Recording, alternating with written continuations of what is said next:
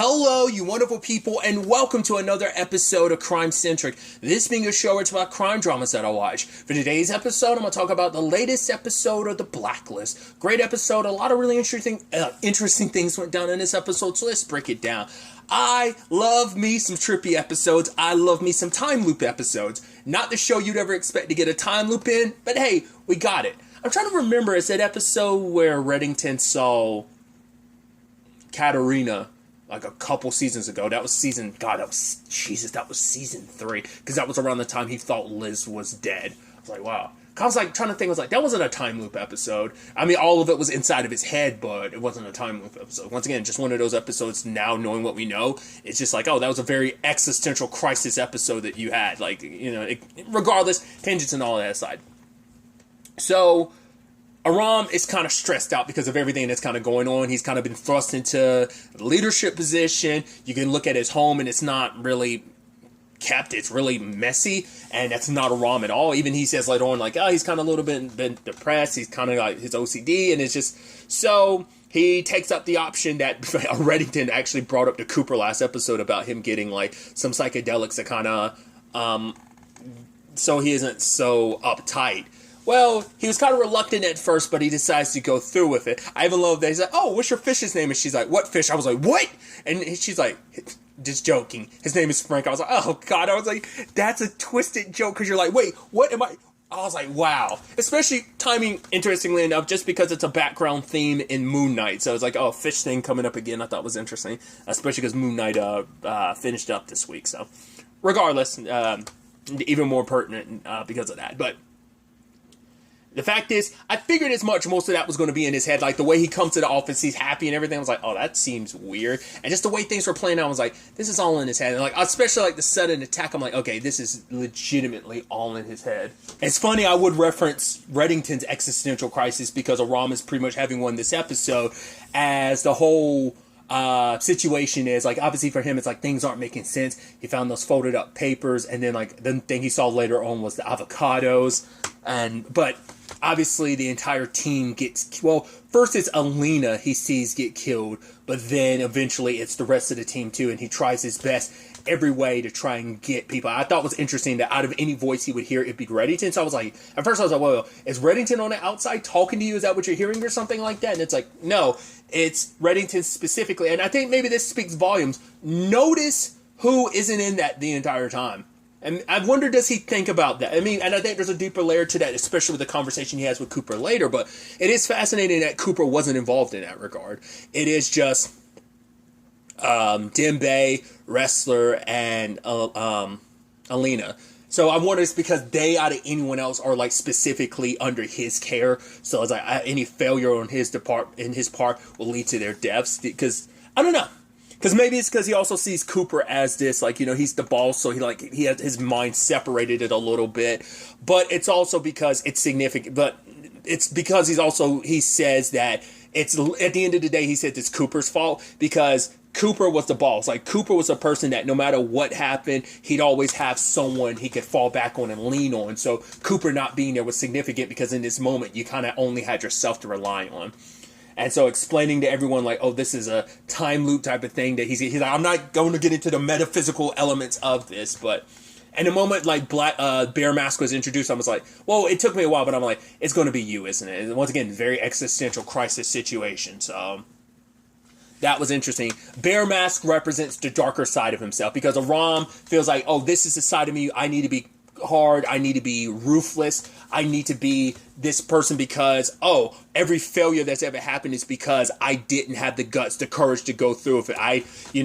He's like, if I had stopped Liz when I had the chance, none of that, she wouldn't have died. Then thinking about, right, if I was better, if I was stronger, I would have gotten to Samara beforehand. And part of me was like, wait, since you're referencing Samara, we're gonna so I'm gonna go ahead and say it. The moment Samara popped up, I was like, yeah! I lost my mind, dude, because it's been so long, even more so in the canon of the show, time frame wise, because you also, once again, I mean, because I want to say, when was Samara, when did the actress who played Samara exit the show? I want to say, like, wasn't that season 7? It might have been season 6. I don't remember. That might have been, I don't remember now. I don't remember off the top of my head now.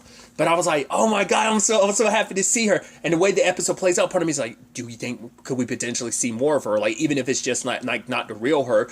But you never know, the foundation could be set up that it's like, it's just interesting bringing characters back like that. Because, like, we got Mr. Kaplan, I keep doing it. We got Mr. Kaplan back last season, but it was all in Liz's head. But still, I was like, you know? And so the same thing could have happened here where Aram constantly sees Samar, but is 100% inside of his head. Either way. Like I said, I was so ecstatic in the moment. I was like, yes, some more! Because it's even sadder because obviously, you know, Aram's relationship after Samar super didn't go well, so... But going back to it, even when Aram was able to get the team out, the loop still restarted because it's like, no, that's a falsehood. You tricked yourself into believing like, oh, you got them out, everything will be okay. It's like, no, it wasn't. I expected the moment they went through the hole and got out, it'd be, they'd still end up dying, like they'd still get attacked, but Bareface, Brockhampton on the mind. Also, like, seeing a bear mask makes me think of, God, was it? Oh, God, I'm forgetting the band's name. They're like was it the Bunny the Bear, or is it the Bear the Bunny? I think it's the Bunny the Bear. They're a duo, metalcore electronica band, I guess. Tangent on the side, like, immediately, like, the bear mask made me immediately think of that. And like I said, aforementioned Bareface from Brockhampton. Just because I accidentally said Bareface. Tangents aside, sorry. But it's just Aram's darker side being like, no, you're not strong enough. This is who you need to be for things to work out. If you would only so I'm almost kind of like, you know, balancing like who you are versus who you believe you need to be. But Samar shows up and kills him. And it's like, no, God, he was running his mouth. I wanted him to shut up. But she tells Aram it's not his fault because he's been, and it's not just the Liz thing. Like, it's all been, ever since Samar, it's been a domino effect of, I can't protect the people I care about. And that's what this has all been about. It's like, these are the people I care about. I'm responsible for them, and I'm going to fail them because I failed Samar. I failed Liz. Because of me, Agnes doesn't have a mother. And it's like, no. The fact is, you can't blame yourself for the way things played out. You are not some omnipotent person. Stronger or not, you can't change what will happen. Things wouldn't have played out any differently. You can't change what would have happened. And there's no like use kind of like drowning yourself in that regret and sorrow because of it. It's like basically Samar's there to get him to stop focusing on the lie he keeps telling himself, that if he was stronger, none of this would happen. It's like, you can't, you know, and it's something Cooper says to him later on. You have to learn the things you can control versus the things you can't control. And kind of having some, and coming to terms with kind of balancing that, you know, because even Aram was like, all that seems impossible. And Cooper's like, yeah, I know. It's a heavy task and burden, but the fact is, Cooper's like, yeah, you're doing a fine job. He's like, how am I doing fine? I been having a bit of a meltdown recently, and I needed like hallucinogenics to make me. He said, yeah, but you got help, and that is a giant first step in recognizing that. And once again, the conversation of without Cooper around, he doesn't have that fail-safe of someone else to lean on because it's 100% on him, and the whole Greylock situation too, because that played a part in the hallucination. Was like, right, they were able to break into and attack the task force because of Greylock. Because what happened with, he's like, right, the reason why the whole situation with Nick was the one that really like sent him trailing off is because that was after Cooper had to step down. So it's the most recent failure, and that in this moment he didn't have Cooper to lean on. And even though he's like, right, the doctor who like was giving him hallucinogenics and everything says like, you do know this isn't a cure-all, that those issues are still there. It's just your Rom's going to have to work at it. It isn't just like, oh man, he's suddenly cured. It's like, she's like, do you understand what I'm saying? He's like, 50%, just like everything else that went down. And she's like, that's actually, 50% is good of how much he understood it. So I just thought that was an interesting thing. And with all of this, I think Ram is able to kind of, for the first time, and I think he says in years, I think he is able to start moving in the right direction past everything. And I thought it was interesting. He's cleaning up his place, and then he sits there at the table, and he's kind of represented by the dual sides of himself. The darker side of himself being like, no, you need me. But he has there Samara representing the part of himself being like, no, you got this. Remember what you can't control. So kind of, the whole analogy of, the two wolves that are constantly fighting for your soul. It comes down to which one you feed more. So, but the kind of that equilibrium that's kind of there in that moment, all three of them sitting there. I was like, oh, that's kind of a nice shot, nice way to end the episode off. So I thought that was kind of interesting.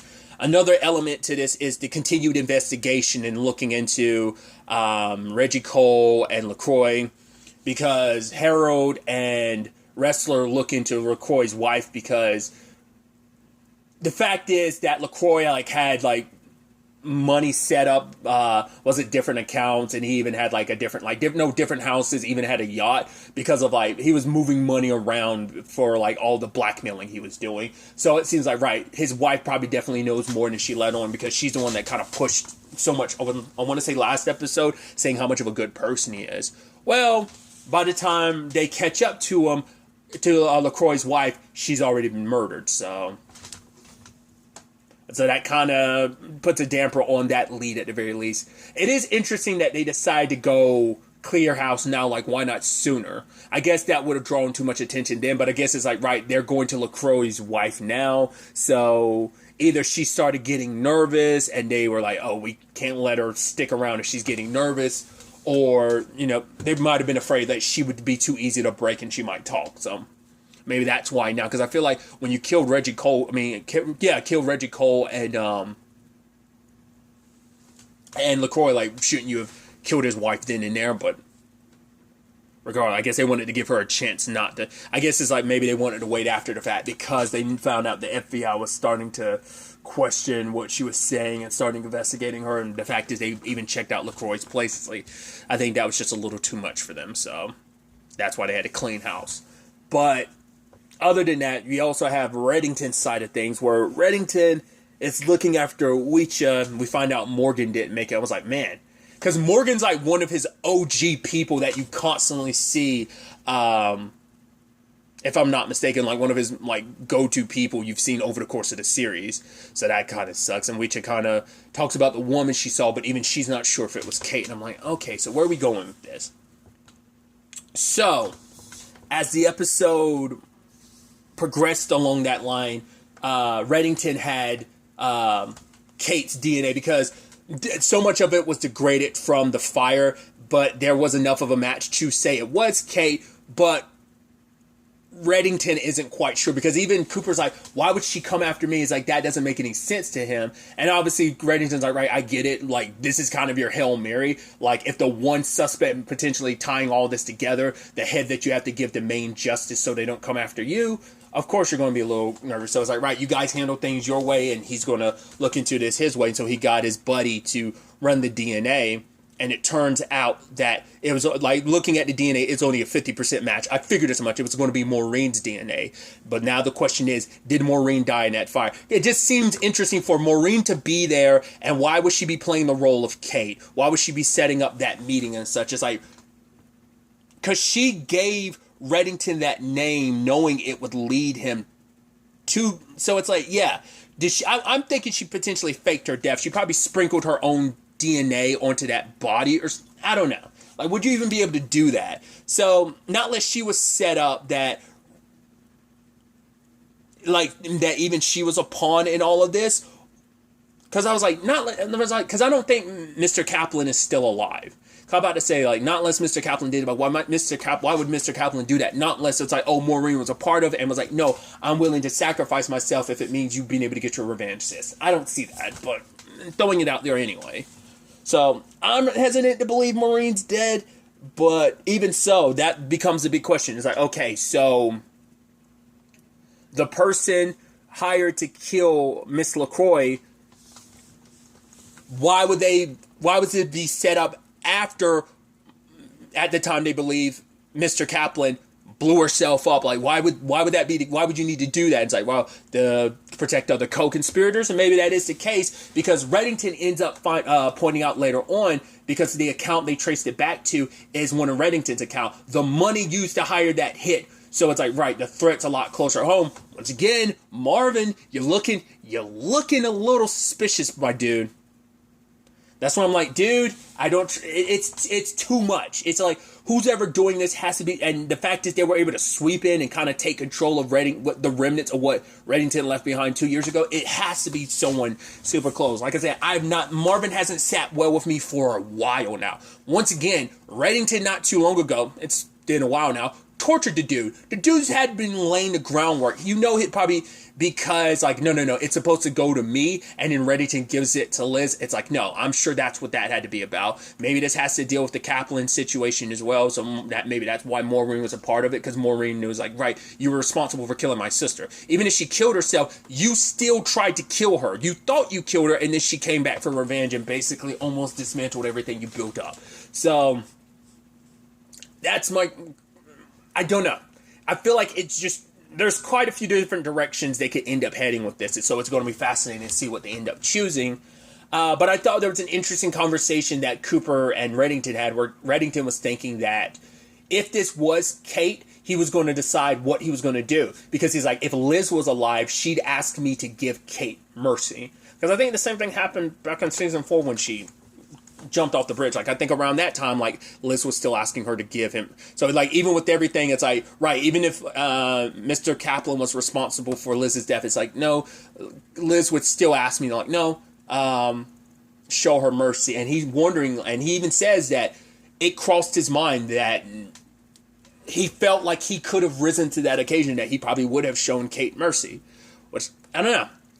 After everything you've lost, you're not quite, you're still kind of you're still the criminal you've always been, so you're willing to take people down if need be, but I'm not sure. I mean, he says he feels like he would have risen to the occasion, but there's no guarantee. He still could have easily given in to his darker instincts and ended up killing Mr. Kaplan, so. And with Weecha in her condition, of course Mirsay is going to return, but it's not for Reddington's sake, it's for Weecha's sake. And for Mirsay, it's like, right, I knew that this path you would go down would affect you, but now it's like a virus. Your need for revenge is spreading out, and other people are getting hurt because of it. And even with this, you still won't back down. And it's like, yeah, even then. And Reddington was going to leave and give her space, and she's like, right, I don't hate you. I'm not mad at you, Red, and I know you want me to, because it make it at least a little easier for her. It's one of those things, almost like, I'm not mad at you, I'm just disappointed, and it cuts deeper. It'd be easier if it's like, right, you hate, like, you're mad at me because it's like you need that, because it makes I think it makes your guilt, at least Red's guilt, a little more digestible in that case. So that's at least my perspective on it. But Mirsay says at the end, like, right, just go ahead and do what you have to do, Reddington. So I think it is the situation of Mirsay she loves Reddington, but it's complicated. It's like, my sister potentially could have died because of this. Other people are going to continue to get hurt by your need for revenge. And he recognizes that, but it's just a part of it. He can't let go. It's Liz, and he can't let go. And maybe in the end he will, like, I don't know. I feel like there's no telling how this will all play out, essentially, you know? So I just think that was just kind of just an interesting element to this episode, and I'm excited to see where things kind of go from here. I made reference to that episode earlier about Reddington, and I just remembered to myself, I was like, all right, once again, this is another non-numbered episode, because the Blacklist, or this episode, the title card is just like, right, just no number associated with it. It's just kind of interesting that I made reference to that episode that after, like, Liz, quote-unquote, died back in season 3. But also I should talk about, I did a little bit of a Google search, obviously, about the In Loving Memory at the end, Kurt Perez. It seems like that is someone who was kind of behind the scenes, part of bringing the show to life. Just one of those, like, part of the crew that makes the show possible. Apparently he died earlier this year. I didn't look into the I typically try not. I'm always curious in those regards because obviously in some cases it's like right there's maybe an actor who's associated with the show like Clark. What's Clark's last name? Was it Middleton?